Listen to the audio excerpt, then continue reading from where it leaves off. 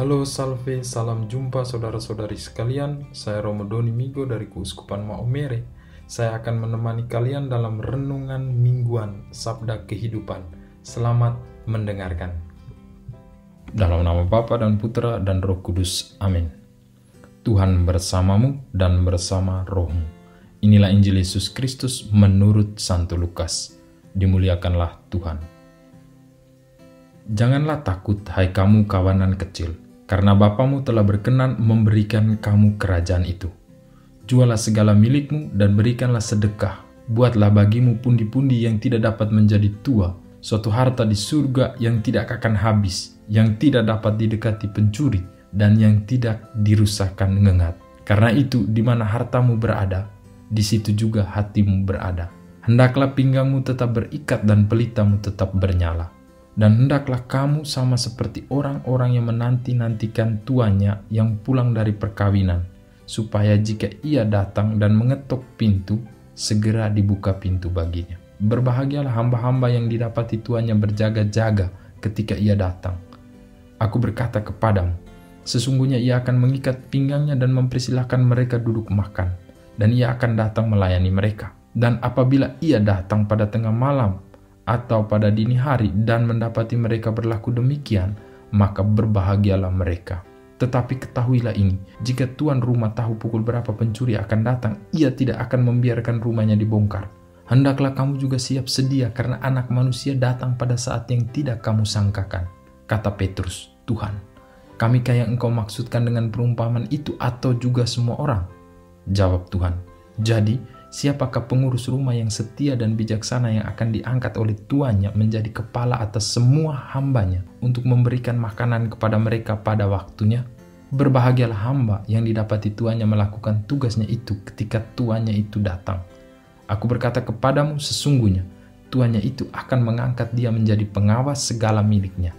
Akan tetapi jikalau hamba itu jahat dan berkata di dalam hatinya, Tuanku tidak datang-datang. Lalu ia mulai memukul hamba-hamba laki-laki dan hamba-hamba perempuan dan makan minum dan mabuk. Maka tuan hamba itu akan datang pada hari yang tidak disangkakannya dan pada saat yang tidak diketahuinya, dan akan membunuh dia dan membuat dia senasib dengan orang-orang yang tidak setia. Adapun hamba yang tahu akan kehendak tuannya tetapi yang tidak mengadakan persiapan atau tidak melakukan apa yang dikehendaki tuannya, ia akan menerima banyak pukulan. Tetapi barang siapa tidak tahu akan kehendak tuannya dan melakukan apa yang harus mendatangkan pukulan, ia akan menerima sedikit pukulan. Setiap orang yang kepadanya banyak diberi, daripadanya akan banyak dituntut, dan kepada siapa yang banyak dipercayakan, daripadanya akan lebih banyak lagi dituntut. Demikianlah sabda Tuhan. Terpujilah Kristus. Saudara-saudariku, umat beriman sekalian yang terkasih dalam Kristus, pada hari ini kita akan merenungkan bagaimana Tuhan Yesus mengajarkan untuk memaknai hidup dengan logika cinta. Selanjutnya, kita juga akan merenungkan ajakan Tuhan Yesus untuk bersikap waspada. Apa itu logika cinta? Dan bagaimana kita harus memiliki sikap waspada? Bagaimanakah kita menerapkan kewaspadaan demi pertumbuhan iman kita? Pada tempat yang pertama dan perlu kita sadari bahwa memaknai hidup berarti memberinya arti.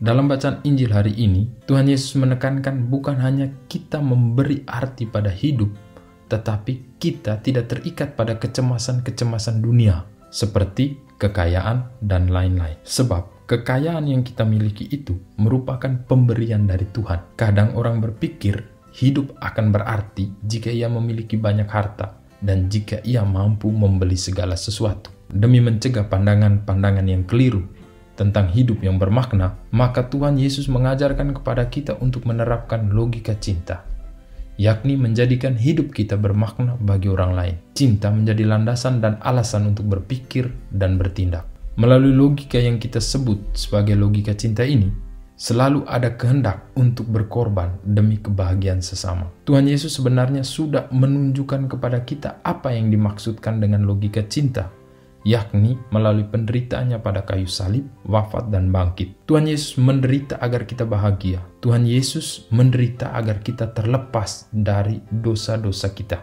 Untuk itu, saudara-saudariku sekalian, agar dapat menerapkan logika cinta dalam hidup kita, maka Tuhan Yesus mengajak kita sekalian untuk berwaspada. Sebab terkadang logika cinta ini terkontaminasi oleh kecemasan-kecemasan dunia. Logika cinta ini juga terkontaminasi oleh motivasi untuk menumpuk kekayaan di tengah penderitaan orang lain. Oleh karena itu terjadi krisis terhadap logika cinta ini, di mana semakin berkurang orang yang mau melayani, semakin berkurang orang yang mencintai, dan semakin bertambah orang yang hanya mau dilayani, demikian pun semakin bertambah orang yang hanya mau dicintai. Kembali kepada pertanyaan, mengapa kita harus waspada dan bagaimana kita harus waspada? Kewaspadaan menurut Paus Emeritus Benediktus ke-16 adalah tidak membatasi diri, tetapi berusaha untuk melihat kenyataan sambil menyadari bahwa tujuan pelayanan kita adalah menyalurkan rahmat Allah bagi sesama. Kita tidak menjadi takut untuk berbuat baik, sebab jangan sampai karena kita terlalu berwaspada, maka kita takut untuk berbuat sesuatu. Dengan kata lain, Paus Emeritus Benediktus ke-16 mau menjelaskan kepada kita bahwa waspada bukan berarti tidak berbuat apa-apa, tetapi melakukan apa yang dikehendaki Allah, bukan apa yang dikehendaki oleh manusia. Dalam dua perumpamaan yang Tuhan Yesus sampaikan kepada kita hari ini, memuat pesan yang sangat dalam tentang mengetahui kehendak Allah dan melakukan apa yang dikehendaki oleh Allah. Sikap seorang pelayan yang selalu siap sedia menanti kedatangan tuannya adalah salah satu bentuk nyata dari sikap waspada. Jadi, kalau kita mau berwaspada, kita harus belajar menjadi pelayan. Saya teringat akan salah satu kalimat dalam surat Rasul Paulus kepada jemaat di Kolose, pasal 3 ayat 23. Apa saja yang kamu lakukan, lakukanlah dengan segenap hati seperti untuk Tuhan dan bukan untuk manusia.